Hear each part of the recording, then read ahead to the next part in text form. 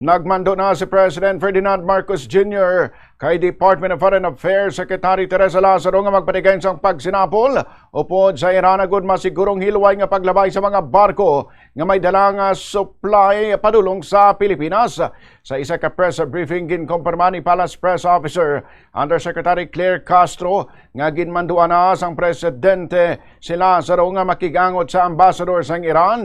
Inapaabot nga boss nga adlaw posible hiwaton ang among pagsinapol sa tunganan Department of Foreign Affairs Secretary Lazaro kagang ambassador sang Iran. Matandaan nga bangod sa mainit nga inaway sa tunga sang Iran kaga Israel kaga Amerika sa Middle East, ginsirado sang Iran ang Strait of Hormuz nga nagapangunang alagyan sang madabong nga mga maritime vessels sa kalibutan. Po ay nagkaroon din po ng meeting ang Uplift at yan po ay ipinag-utos na po ng Pangulo kay Secretary Tez Lazaro at ayon po kay Secretary Tez Lazaro ng DFA, makikipag-usap po siya sa ambassador ng Iran. Most probably po ay tomorrow, kung hindi man po magkakaroon ng schedule tomorrow, by next week